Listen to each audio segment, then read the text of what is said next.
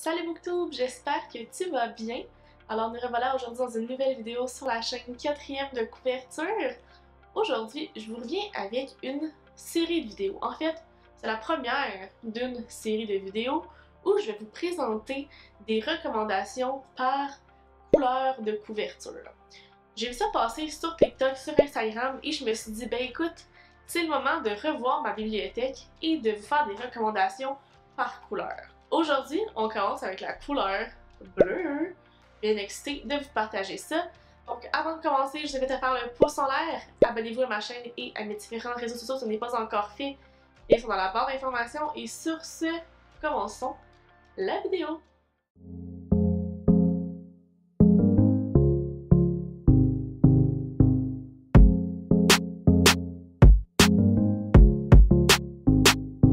Ok, donc j'ai 10 suggestions à vous faire de couleur bleue. Êtes-vous prêts? C'est parti! Suggestion numéro 1, Geek Girl par Holly Small des éditions Harper Teen. Ça, je l'ai en anglais, mais je les ai lus, si je ne me trompe pas, en numérique en français. En gros, ça c'est une série de plusieurs tomes où on suit Harriet qui, comment je pourrais dire, c'est une geek au quotidien. C'est la fille qui se concentre sur ses études, qui est une grande lectrice, qui a ses affaires, tout ça.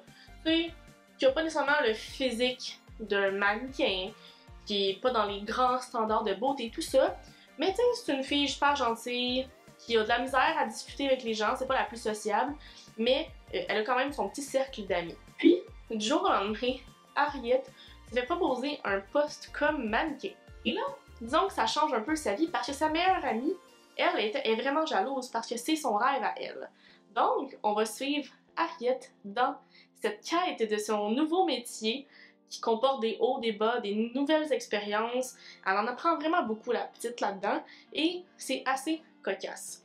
Donc, pour vrai, c'est une lecture qui se lit tout seul, en anglais comme en français. Ça se lit bien. Ouais, je vous le recommande. Deuxième suggestion, on y va avec La Chronique des Bridgerton, tome 2, donc Anthony, par Julia Quinn des éditions Flammarion Québec. Anthony, c'est l'aîné de la famille, le plus vieux. Et ce qu'il faut savoir, en fait, dans La Chronique des Bridgerton, c'est que chaque membre de la famille est en ordre alphabétique. Donc Anthony, A est le premier. Donc on a B, C, etc. Donc Anthony, c'est l'aîné. Et lui, il doit trouver une femme. C'est rendu à son tour de se marier, mais malheureusement, c'est un peu un player. Oui. Donc, tout le monde se dit comment Anthony va finir par se marier, qui c'est qu'il va trouver et qui va accepter. T'sais. Donc, on suit un peu ça là-dedans. C'est le deuxième tome, donc on a déjà découvert Daphné au début dans le tome 1. Donc là, on a un petit parallèle ici, on découvre le grand frère qui essaie de se caser et que c'est pas nécessairement évident, autant de son côté, du côté féminin. Donc, une lecture super doudou, comme j'aime les appeler, qui se lit super bien sur le bord de la piscine. Ils sont beaux en plus ces livres-là, ces éditions-là, là. Bravo. On poursuit avec la troisième recommandation bleue, donc The Kingdom of Back par Marie Lou des éditions Penguin, donc GP Putnam Sons. C'est une édition, je pense que j'ai reçue dans ma boîte, quelconque livresse que j'avais reçue. Donc je ne sais pas si on peut retrouver l'édition telle quelle sur le marché, mais la couverture est vraiment très belle, on se dit tout de suite. Donc The Kingdom of Back, c'est l'histoire de la sœur de Mozart qui, elle aussi, a un don musical énorme et qui se voit un peu mis de côté, mis sur le banc, pendant que son frère, lui, prend de l'expansion et tout ça, mais à côté, il y a elle qui fait tout ce qui est dans son pouvoir pour aller de l'avant et montrer qu'elle aussi, elle a du talent. Donc, c'était super bon à lire, c'est facile, en plus, c'est un livre en anglais. Les pages ici, genre, sont comme en argent sur le côté, c'est super beau. Il y a une map à la fin. Pour vrai, on dirait que c'est à la limite entre de la fiction, du fantastique. C'est assez complexe, pour vrai, mais tu t'attaches vraiment puis tu te dis, est-ce qu'elle va enfin arriver à ses fins? Donc, pour vrai, je le recommande fortement. Je me suis toujours demandé si c'était une vraie histoire ou pas, parce que je ne connais pas du tout l'histoire de Mozart. Et s'il y avait une sœur, tout ça, qui s'appelle Nannerl, si je ne me trompe pas. Mais c'est ça. Elle, ce qu'elle veut, c'est être reconnue autant que son frère et même plus. Donc, est-ce qu'elle va réussir? Je vous laisse le découvrir. Je poursuis avec Campus Driver tome 1 Super Mad par C.S. Quill, donc une New Romance. En gros, c'est l'histoire de Lane qui, avec ses amis, décide de partir une entreprise de taxi. Donc, il décide de prendre une application et de faire un genre de Uber, mais pour le lycée où est-ce qu'ils sont. Bien sûr, ça amène un peu les rumeurs, les petites blagues, parce que tu sais, un groupe de gars qui s'offrent pour aller faire des lifts à des filles, et aussi des gars, disons que ça peut avoir sa propre réputation. Et là, il y a Loïs qui se fait larguer par son copain, et ce copain-là est le voisin de Lane. Donc, sans le savoir, elle devient sous son aile et il décide de comme s'occuper d'elle un petit peu. Et là, bien sûr, hein, un petit enemies to lovers entre Loïs et Lane. Hein? Je vous laisse la suite. C'était quand même une histoire assez pimentée, juste assez pour me donner envie de lire la suite. Il y a quand même des rebondissements et des choses à laquelle tu t'attends pas du tout, donc dont la fin.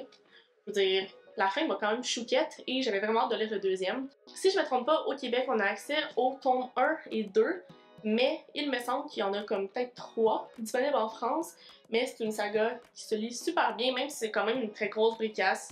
C.S. Quill, c'est quand même une légende au niveau de la New Romance, donc tu ne peux pas être déçu. 5e recommandation, on y va avec Malfa, tome 1, le cas des casiers carnassiers par Patrick Sénécal. Ça a été le premier livre de Patrick Sénécal que j'ai lu. Donc ça, c'est une édition, je pense, de chez Québec Loisirs, si je ne me trompe pas. Parce que il me semble que c'est là que je l'avais acheté. Exactement. Et ça, si je me trompe, il y a 4 tomes. Et c'est l'histoire de Julien Sarkozy, qui est un prof de littérature au cégep. Donc, il décide de comme quitter son patelin pour aller dans une autre ville, à Drummondville. Et là, en pensant que tout sera tranquille pour lui, eh ben, il sera mis dans certaines situations et il découvrira des choses assez lugubres à son cégep. Donc, il il devient comme un peu impliqué là-dedans, puis on se demande quelle est sa position et son rôle dans toute cette histoire-là. C'est un peu dark, un peu thriller, un peu horreur. Donc, ça frôle un peu toutes ces lignes-là. Puis, moi, pour vrai, j'ai vraiment apprécié la plume de Patrick Sénécal. Donc, j'ai vraiment plongé tête première dans l'histoire. Et, pour vrai, ça se lit sur le bord de la piscine, sans stress. On adore. 6e recommandation bleue. J'ai pas le choix de parler de ce livre-là si je parle de livre bleu. Et c'est L'allégorie détruite arc-en-ciel par Marie-Christine Chartier de chez Urtubise. Donc, on suit l'histoire de Max et de Cam qui sont des amis. Cependant, c'est une amitié qui frôle un peu l'amour. Disons que les deux s'aiment, mais ils n'osent pas aller de l'avant avec ça. Disons que Max est un peu coquille, l'enfant roi. Puis tu sais, c'est pas évident pour Cam, qui elle est une artiste qui désire faire un doctorat. Donc c'est quand même deux âmes très différentes. Est-ce que l'amour va suffire? Est-ce qu'ils vont réussir à passer par-dessus ça pour finalement vivre une relation?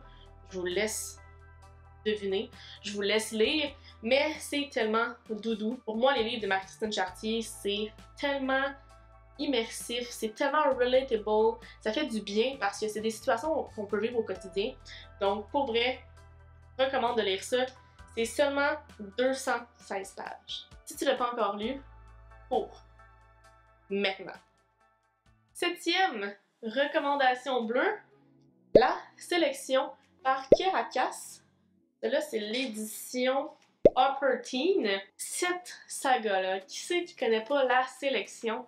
C'est assez rêveur et ça donne envie de faire ce concours-là, nous aussi. Donc, on suit l'histoire de America Senior qui habite dans une petite famille bien normale, qui n'a pas énormément de sous, mais c'est juste assez pour subvenir à leurs besoins.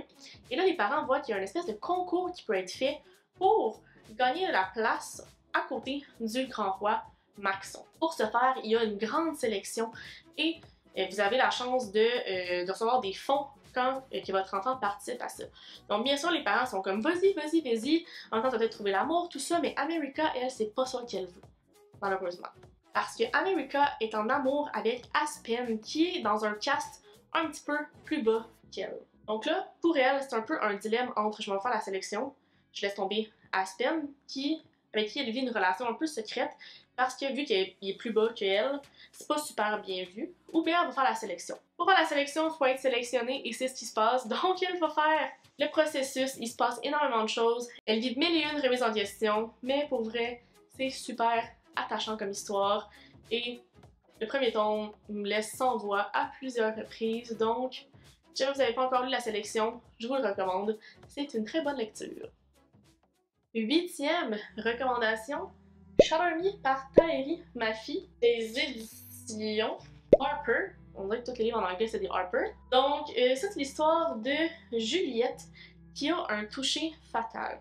Donc, ce pouvoir-là, il amène certaines forces, certaines faiblesses, et c'est pas toujours évident à contrôler. Je veux pas, elle rencontre quelqu'un qui est un peu l'amour de sa vie, puis elle sait pas si un jour elle aura la chance de vivre cet amour-là. C'est vraiment un premier tome sur, je pense, 3 ou 4, et on rentre rapidement dans le creux et dans le cœur du sujet.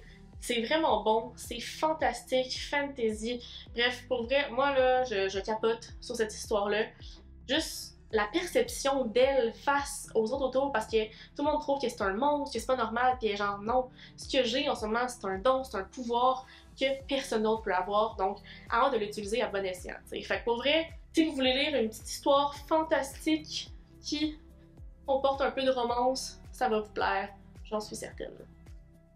Avant-dernière recommandation, je vous en parlerai pas de long et en large parce que j'ai déjà fait une vidéo à ce sujet-là où je vous demande si Verity de Colin Hoover de chez Hugo Thriller est overrated ou underrated, donc je vous en dirai pas plus, mais pas le choix de lire cette histoire-là.